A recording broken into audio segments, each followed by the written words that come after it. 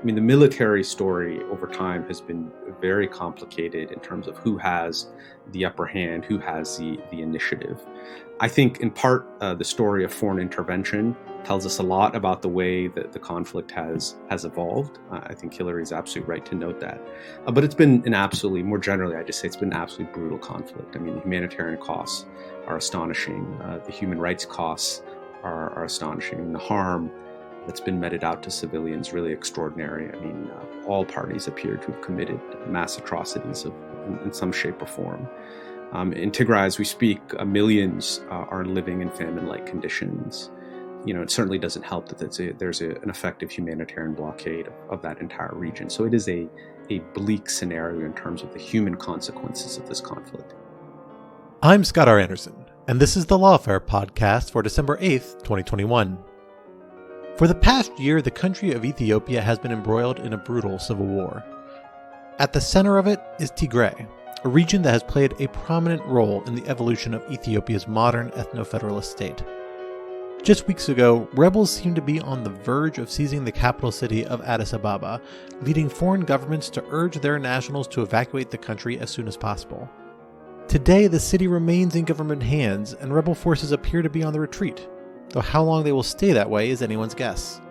To put this dynamic conflict in context and give us a sense of where it may be headed, I spoke to two leading experts. Professor Michael Woldemariam of the Pardee School of Global Studies at Boston University, and Professor Hilary Matfess of the Josef Korbel School of International Studies at the University of Denver. We discussed the origins of Ethiopia's ongoing civil war, what it's meant for civilians living there, and how it might shape the country's future. It's the Lawfare podcast for December 8th, making sense of the crisis in Ethiopia. Michael, let me turn to you first, because for the last several months, really more than a year at this point, folks who follow international affairs, follow developments in Africa, have been reading a lot about the Tigray region in Ethiopia, which is integral to this crisis that's kind of consumed the country, the civil war for the past 14 months or so. Tell us a little bit about the Tigray region and how it fits into the broader Ethiopian political picture so as to give it the central role in this emerging crisis. Sure. Thanks, Scott, for having us. So Ethiopia is an ethno-federal state, and Tigray is one of the ethno-federal regions. So it's nestled in the north of the country. And so, you know, to the west, Tigray's western border is bound with Sudan, and to the north is Eritrea, which had been part of Ethiopia up until 1991, was Ethiopia's coastal province. Tigray is numerically not a huge region, about 6, 7, 8 million people, about 6-7% of Ethiopia's overall population. But it has played a pretty important role historically in Ethiopian state building, state formation, and that goes back hundreds of years. But to bring it up to the present, Ethiopia goes through a pretty significant political transformation in 1991.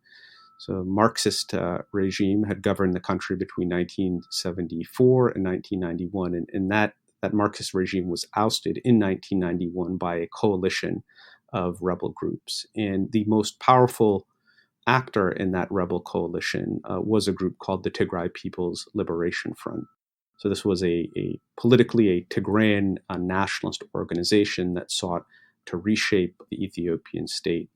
And this idea of ethnic federalism, where power, authority, governance would be devolved to ethnically identified regions, was ideologically really the project that the TPLF and its allies sought to build. So from 1991 up until 2018, a really long period of time, the TPLF and Tigrayan political elites have really been at the epicenter or the apex of Ethiopian politics. They're small in number, geographically not a huge region, but politically Tigray has been quite important to Ethiopian politics. Hilary, go ahead. Yeah, thanks again for having us. Really looking forward to this conversation. One thing I'd add is that the TPLF, as Mike mentioned, was kind of one of the ascendant or leading rebel groups that helped depose the Marxist dictatorship that ran the country. And from that position, it actually oversaw the institution of what we see as like the modern Ethiopian political system, which it's worth noting that this system of ethnofederalism was introduced or instituted during the drafting of the Constitution in the mid-1990s, which was a process that was heavily influenced by the TPLF itself. So the Tigray People's Liberation Front played a really integral role in forming the political institutions that governed Ethiopia up until relatively recently.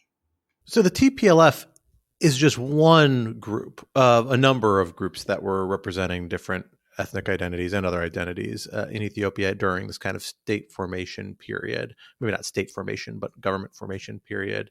What characteristics, what about the TPLF allowed it to play this oversized role despite being representing a relatively small part of the country, both geographically and population-wise?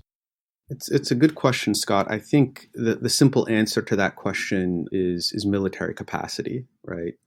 By the time that the Ethiopian Civil War kind of reaches its critical stage in the late 1980s, the TPLF, along with the armed nationalist fronts in Eritrea, so a group called the EPLF, the Eritrean People's Liberation Front, these were really the dominant military forces in the anti-government camp. I mean, the TPLF had got its start with Eritrean support in the mid-1970s, had gradually built its military capacity, mobilized its population, and that's a long story, but was really in a position where they could shape the politics of that coalition, as the war reached its final stages. And I think an important issue here to understand is that the Eritreans decide to go their own way in 1991, right? So had the Eritreans stayed a part of Ethiopia, its nationalist front might have actually been the dominant force or maybe balanced TPLF power in terms of how the country was governed and sort of shaping its subsequent political arrangements. But it really is a question of military capacity, I think.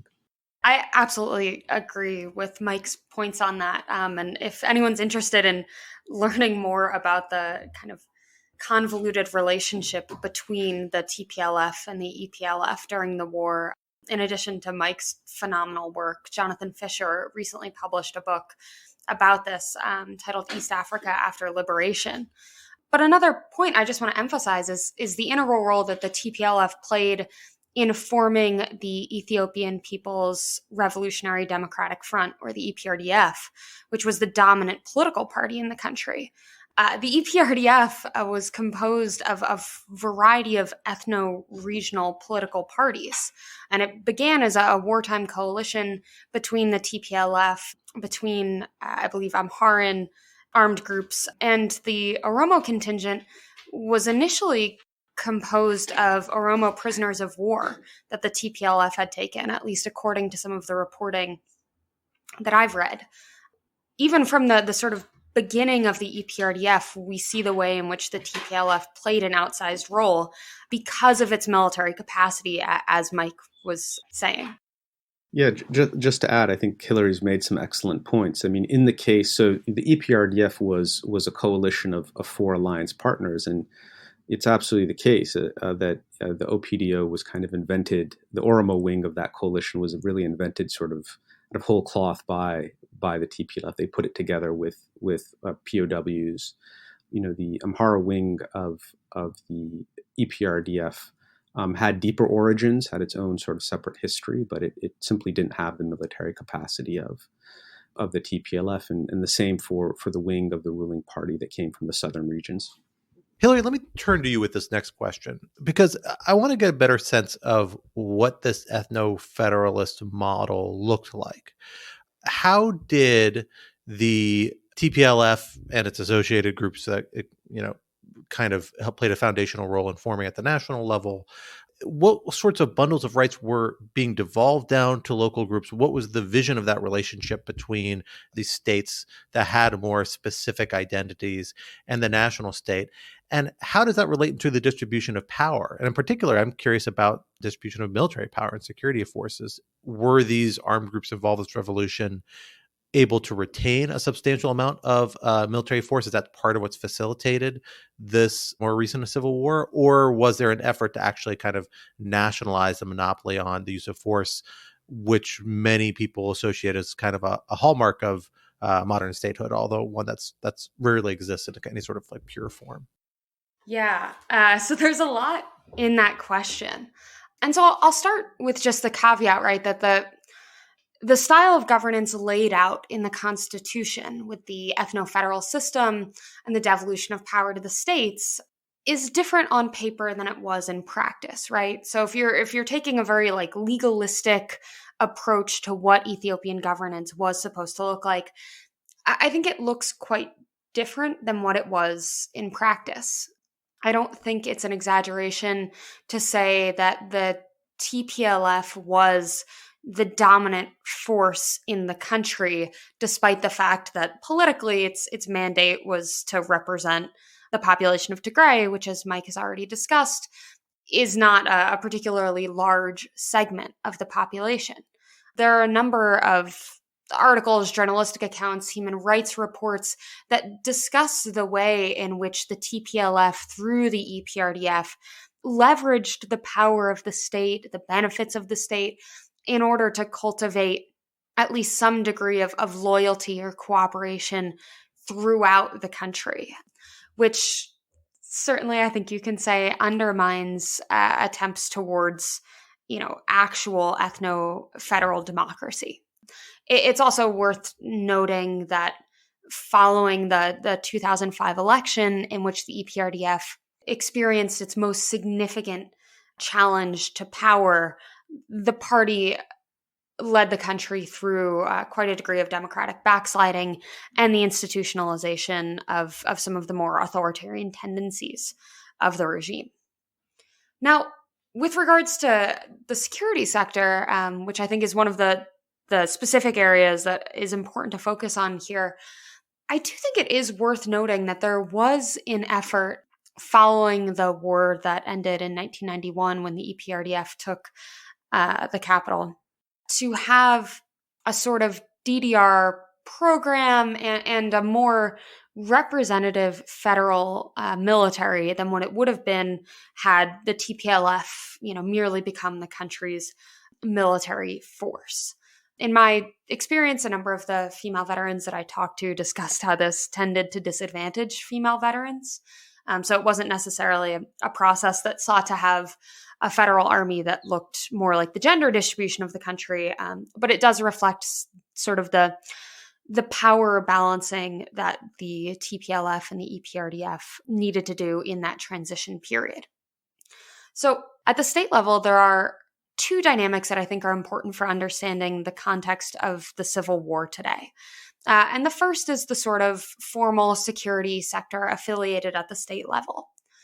The second are the informal militias that have accompanied this as well.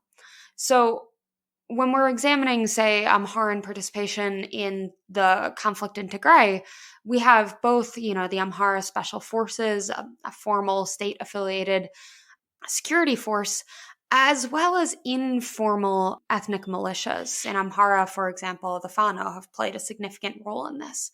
And this sort of mixture of security forces presents a really significant issue for control over these forces and for accountability for some of the human rights violations that we've seen. Yes, just to add, I think the important thing to understand about sort of ethnic federalism in Ethiopia from 1991 onwards is, and I think Hilary just again described this well, is that you had kind of the architecture of ethnic federalism, kind of the formal apparatus of ethnic federalism, but you didn't really have devolution to the regions in practice, in reality. I think there were gains to Ethiopia's various nations and nationalities in the cultural domain, for instance, but if we talk about political devolution, that wasn't a reality. Power was largely concentrated in the center, dominated by the ruling party and particularly by the TPLF. And I think one key mechanism through which the ruling party and the TPLF sustained its dominance, control over the regions was really in the security sector. And so the TPLF was particularly influential, I think, in the ENDF, Ethiopian National Defense Forces, in the intelligence, even as they tried to bring other groups into these institutions. At the end of the day, I think they were the most formidable power and influencer. So I think that's just something to underscore. And certainly, things, the security structures of the country have begun to shift and change in recent years. And this, as Hilary again notes, has fed into the Civil War. The fact of the matter is regional security forces, both formal and informal, are increasingly prominent in the country's security politics. So, Michael, you've already mentioned that this kind of TPLF-dominated regime lasted from 1991 until 2018. And that at that time, a big shift comes into Ethiopian politics that in a lot of ways tees up some of the tensions we're seeing play out today. Tell us how this shift came about and what the kind of how the status quo shifted as a result of those developments. Sure. So again, understand the EPRDF was a coalition of four distinct parties, and while the TPLF was the dominant one, these other parties had their own interests, their own agency, their own constituencies, and so essentially what happens is this really begins to evolve in 2012 after Ethiopian Prime Minister Meles Zenawi dies. He had been sort of the preeminent figure in EPRDF politics. I mean, when he dies, that unleashes, and it wasn't apparent initially, but it became apparent over time, unleashes a power struggle within the ruling party between these different ethno-political coalition members.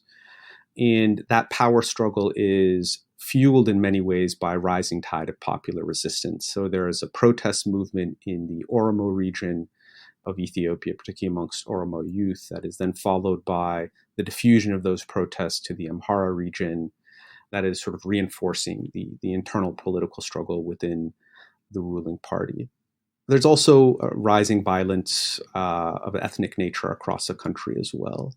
And so there's a real, I think, crisis of confidence within the ruling party by about 2017. In 2018, the sitting Prime Minister Hilary resigns because of all of this sort of political pressure, the political tumult. And there is a struggle within the ruling party, as you would anticipate, given what had happened in preceding years, about who would replace him. And through a lot of intra-party maneuvering, Abiy Ahmed is selected as prime minister, as a new prime minister. And that puts in motion forces of dynamism, of change, and disruption that I think in some ways have led to the conflict that we're now seeing. Yeah, so I agree with everything Mike said. And I would also just point out that there was this real sense of optimism that in retrospect, I think can come across as a bit naive about what the rise of Abiy Ahmed meant for Ethiopian politics. And so this reform agenda that Abiy came in promoting, this shift away from the TPLF style rule towards this concept of Medimur, which caught a lot of international attention as being a new political philosophy. It was accompanied by something that I think is less remarked upon, but perhaps even more significant, which is a shift away from this ethno-federal system of rule that the country had been governed by, definitely imperfectly, but at least legally, since 1995, towards pan-Ethiopianism. And that was part of the reform and the ideology underlying the introduction of the Prosperity Party, which I imagine we'll discuss a little bit more throughout this podcast.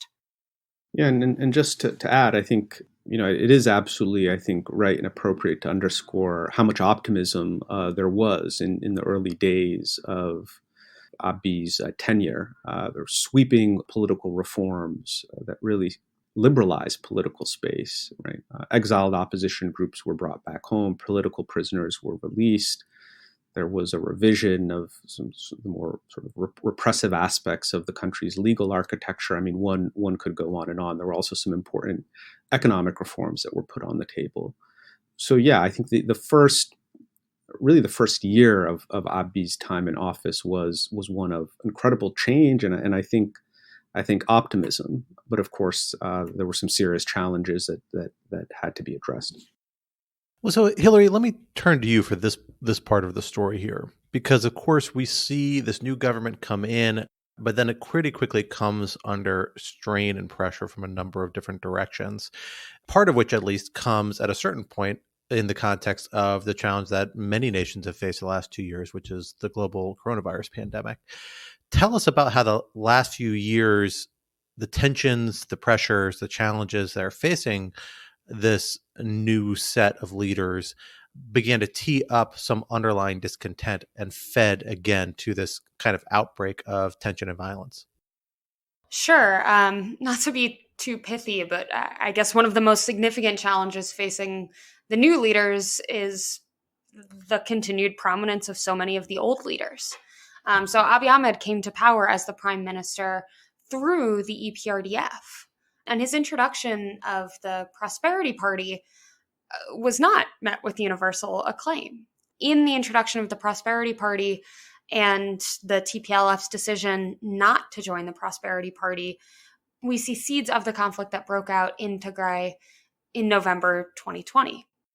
So I think it is absolutely incredibly difficult to sort of describe or summarize the range of challenges and fissures that emerge in the months and years after Abiy takes office. I think the best way to think about this is to say that many of the power struggles and rivalries that had in some ways set the stage for Abiy's rise themselves were not resolved once he took office, right? And that they sort of took new forms and new directions, and eventually sort of fed into the disastrous conflict that the country is now in. So I've talked about the intra-party rivalries within the EPRDF that increase and become more acute after Abiy takes office. And the centerpiece of that, of course, is a rivalry between Abiy, his allies within the party, and the TPLF and some of the allies that they had throughout the party apparatus. And so that was a battle that fundamentally, at least initially, was about control of the Ethiopian state, the federal government. And then later on, it took the form of a kind of contest between the federal government and Tigray regional state. But what makes these political struggles even more complex is that new actors, because of the liberalization of political space, new actors are brought into the system, right? So a number of important Oromo political parties are mobilized and seek to pursue their own interests and the interests of their constituents as they see them. There are a number of armed groups that had been based abroad that re-enter the country. Some of them choose not to demobilize in the case of factions of the Oromo Liberation Army, and so they become active in the western parts of the country. They are a key part of the drama in the current conflict.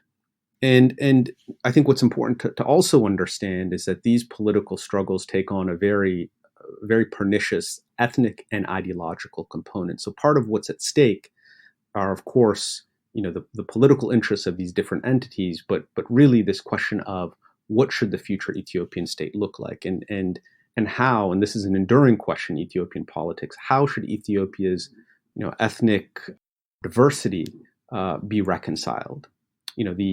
The TPLF's answer and the answer of its ethnofederalist allies, including many, not allies, but many actors in the Oromo community and on the periphery of Ethiopia, is that the answer must be one that involves ethnofederalism. But there are many sections and strata of Ethiopian society that would dispute this and think ethnic federalism is not the appropriate way to go. So that is kind of a very short and brief way of describing some of the political fissures that emerge as Abiy takes over.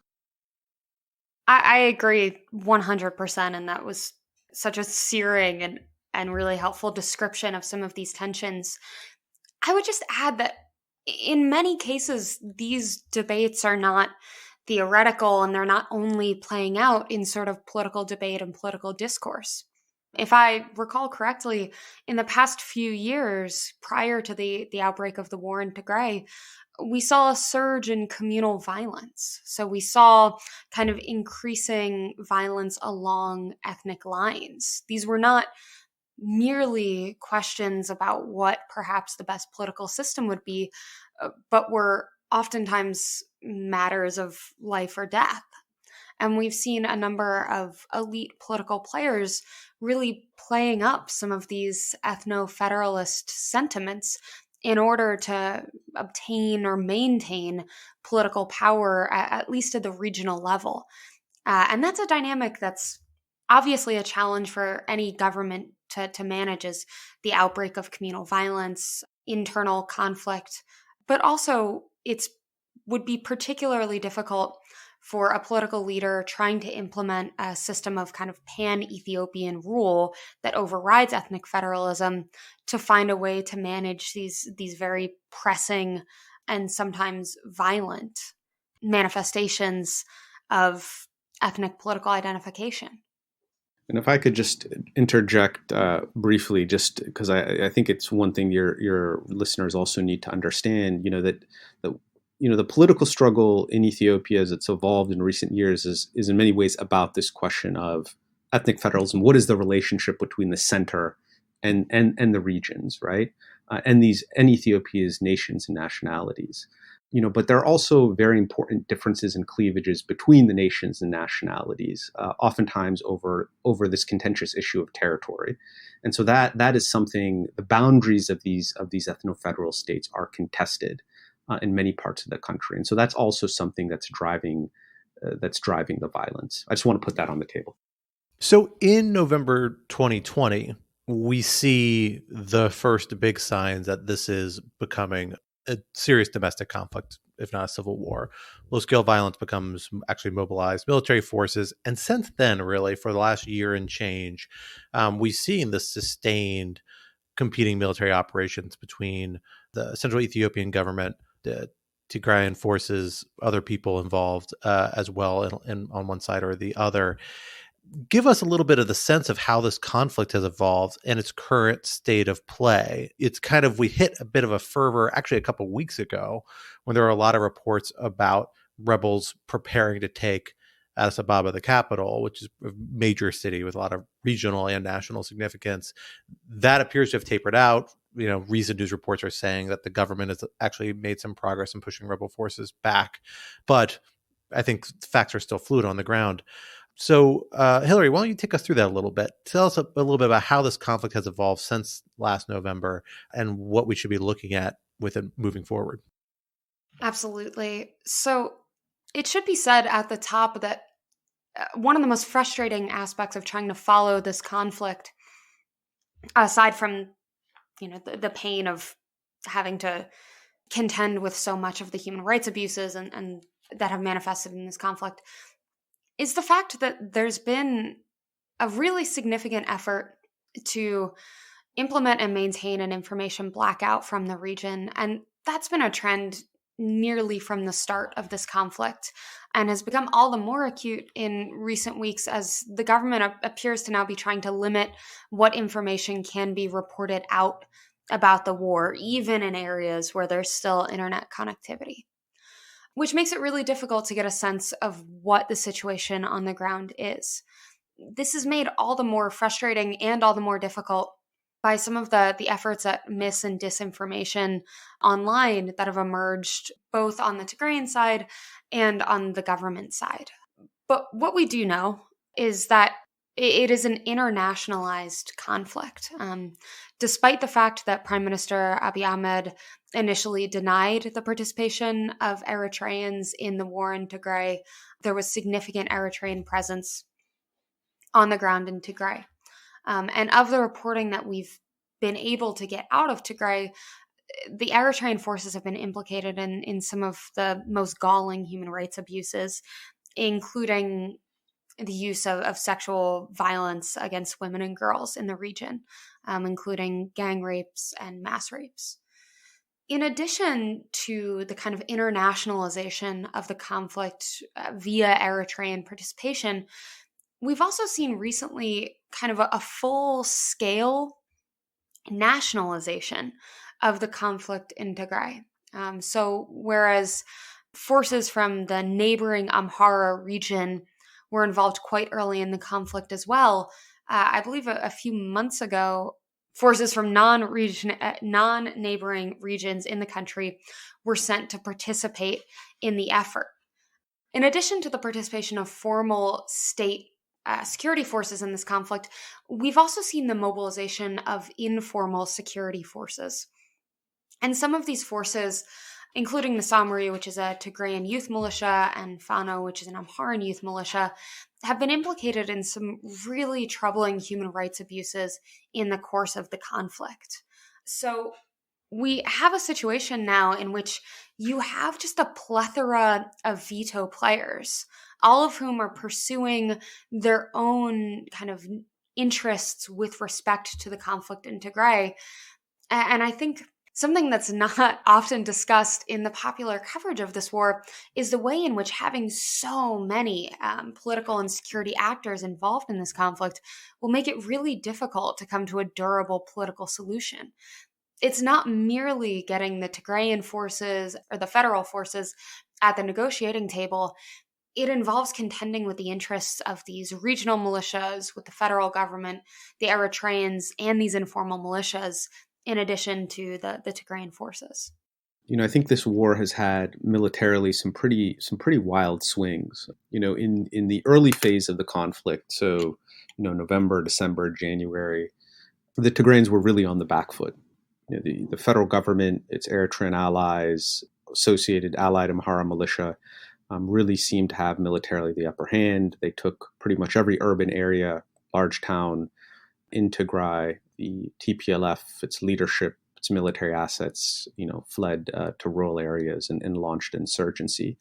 They gradually recovered over a period of months, successfully expelled the kind of allied coalition against them from Tigray. This happened in June, early July of this year, and then launched their own military offensive into neighboring regions, into neighboring Afar and Amhara regions, and had quite a bit of success for a period of time. And now in recent weeks, it appears that the government now has stopped that offensive and has launched its own counteroffensive. So just a really, the military story over time has been very complicated in terms of who has the upper hand, who has the initiative. I think in part the story of foreign intervention tells us a lot about the way that the conflict has evolved. I think Hilary is absolutely right to note that. But it's been more generally, I just say it's been an absolutely brutal conflict. The humanitarian costs are astonishing. The human rights costs are astonishing. The harm that's been meted out to civilians really extraordinary. All parties appear to have committed mass atrocities in some shape or form. In Tigray, as we speak, millions are living in famine-like conditions. It certainly doesn't help that there's an effective humanitarian blockade of that entire region. So it is a bleak scenario in terms of the human consequences of this conflict. What is the impact been on the nation as a whole? Because I think folks who have dealt with regional diplomacy development might know this, but the broader kind of listening audience might not.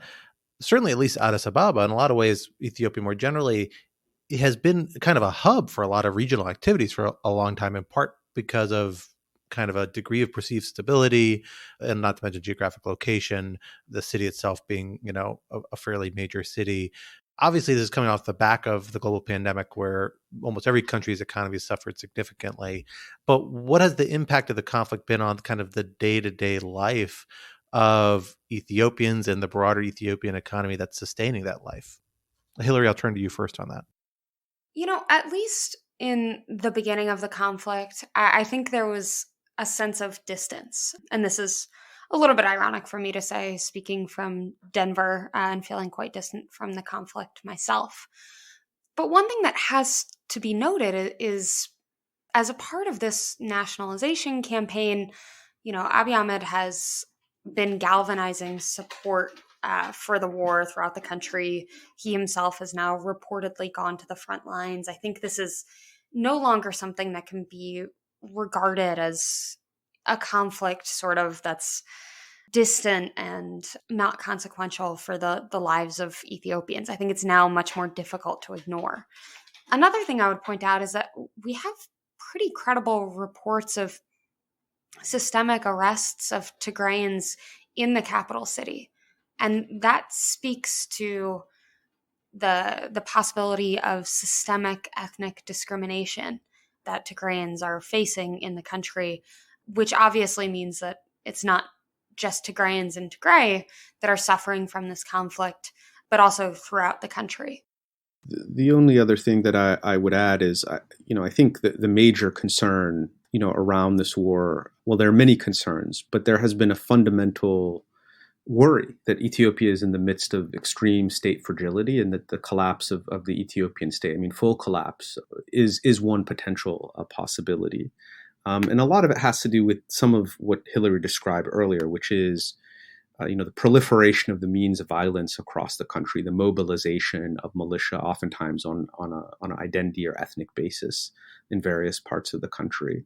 This creates a context in which you could have kind of disorder across the board, and so I think that is that has, particularly as the armed opposition coalition seemed to advance on the capital. That sort of scenario was one that many people were worried about, particularly in the international community. And I would imagine, or I know many Ethiopians as well, had this particular concern. But when you have this level of extreme state fragility, there are all kinds of knock-on effects: economic, humanitarian. Obviously, the economic situation in the country is grim. Other crises are not taking a break. We've mentioned COVID. The country also has long-term, concerns around food security. Locusts were an issue recently. So this is all, there's kind of a toxic brew of different crises that are exacerbating, the overall fragility of the Ethiopian state. So what has the reaction thus far been from both the regional community and the broader international community? Many of whom, at least, again, are familiar certainly with Ethiopia, have operated there in some regards, have seen their own operations curtailed substantially. I know at least the United States has evacuated a good chunk of its embassy personnel, or did, and they may be back now when the city was under threat. So it's very much on people's radar. We've seen some murmurs of engagement, but what sort of actual concerted strategy have we seen moving forward to try and reach some sort of resolution or stability to this conflict? Michael, I'll start with you. Sure. So the international community's response to the crisis has evolved considerably. When the war in Tigray started in November, there wasn't much concerted international response. The Trump administration, for various reasons, was sort of hands off and was not particularly engaged. The African Union early on did deploy or attempt to deploy a number of kind of high-profile dignitaries to try and get a mediation process going, but they were rebuffed by the Ethiopian government. And the Ethiopian government at this stage generally rebuffed every effort to promote negotiation or a political solution. And of course, they had the militarily the upper hand at that point. And so, I think for that reason, efforts to kind of broker a political solution pretty much were on hold at that point. Then the Biden administration comes in at the beginning of this year and really treats the crisis in Ethiopia as a central concern. And so their efforts are really focused around a couple of different issues: finding a political solution to the crisis, obtaining humanitarian access to Tigray and other affected regions, and then dealing with the problem of mass atrocities and accountability for those atrocities. So it takes a much more aggressive diplomatic approach. There are many, many different things that happen. Engagement with the parties to the conflict at senior levels. Secretary Blinken, USAID Administrator Samantha Power actually goes to Ethiopia. The Biden administration deploys Senator Chris Coons as an envoy to try and get a political process going. The United States also threatens punitive measures in the form of sanctions and things of that nature, although it's taken them some time to actually actualize that component of their strategy and put in place punitive measures. They have deployed punitive measures, sanctions on Eritrean actors, but beyond travel bans, there really hasn't been much deployed against Ethiopian actors. Ethiopia's AGOA privileges could be suspended. I think that's on the table at the moment. So I think that's where we sit. And these international efforts have not been particularly successful. I think the United States, along with its European allies, trying to work very hard with African actors, African stakeholders, the African Union, the Kenyans, and to try and collaborate with them to get some sort of political process going. So that's pretty much where we sit. We've gone from this evolution of sort of not much engagement to a real focus on this issue. And I think part of the reason for this is that the conflict itself has metastasized and become so much worse, right, in terms of its humanitarian, human rights implications.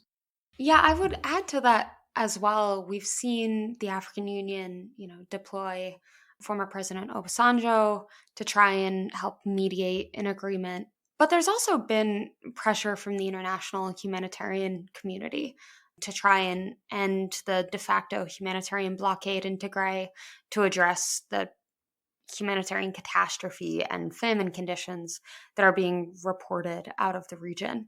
But as Mike said, these efforts have been largely ineffective. And a few months ago, I believe UN staff, or some of the UN staff, were even, expelled from the country. So it's a situation in which, throughout kind of the evolution of the international community's approach to this issue, the international community still hasn't been able to really cultivate political will to come to a negotiated settlement or to draw down the fighting, at least as far as I've seen. Yeah, and just to add, I mean, one could debate sort of the approach of the international community to this particular crisis, and are they pulling the right levers, using the right combination of carrots and sticks. I mean, I think much of the challenge, though, has been with the parties themselves, right? I mean, the sort of trend you see in this conflict is when one side is up, they're signaling around this conflict is that they're not interested in a peaceful political solution, and then when the other side is up, it's the script changes, and now they're no longer interested in a political solution, and so it's difficult. But we are at a point where I think most rational people, including in the adversarial camps themselves, I think must realize that there probably is no military solution to this conflict, right? I mean, that much is obvious a year into this. Well, we're getting close to the end of our time, but I want to close with one last question for each of you. And that is, where do you see the trajectory of this conflict going from here? Is there a path towards a more reasonable solution, whether a ceasefire or something more enduring in the near to medium term? And where does that leave Ethiopia as a state? What sort of end state are we likely to see coming out of this sort of conflict? I know those predictions can be hard to put forward, but I think you all are in a good position to give us a sense about where the baseline expectations should be moving forward and where there may be avenues to encourage a particular outcome or another. Michael, why don't I start with you? Yeah, it's inherently difficult question, I think, to answer. I think in part what the formula for peace looks like for a negotiated ceasefire is in part going to be shaped by military circumstances on the ground. The prime minister himself has said that his goal is to remove Tigrayan forces from the Amhara and Afar region. And at that point, if he's able to achieve that, and there's no guarantee he will, but if he is, it's worth asking whether he'll be interested in actually engaging in a political process. Possibly, it's hard to say. I think ultimately you need to think about peace, really, whatever the formula for this is, you need to think about it on two levels. I mean, first is a narrow negotiated ceasefire between the parties that involves a number of different elements: mutual recognition, a plan for dealing with some of the territorial disputes that are at the root of this particular conflict. But then I think you need a broader national conversation, because Ethiopia's troubles run much deeper than this conflict between the federal government's allies and political elites in Tigray. There are, the Oromo political class, obviously, and its constituents obviously need to be consulted, need to be part of a conversation. So there needs to be a broader national dialogue about the future of the Ethiopian state, about a roadmap to get to more competitive democratic processes. I mean, Ethiopia had an election recently, a few months back, that was not really a model, I think, for what democratic politics can and should be in Ethiopia. So again, we need to think about peace in terms of a narrow formula for this particular crisis, but then something bigger for the country. Yeah, I echo basically everything that Mike said, but I'd also point out, as I was saying earlier, the introduction of so many different security forces, formal, informal, national, international, in this conflict, I think to me means that we can't expect one political settlement to address all of these issues. And so if you're asking for prognostication, part of me just definitely doesn't want to do it because it's been such a dynamic conflict that's so difficult to predict.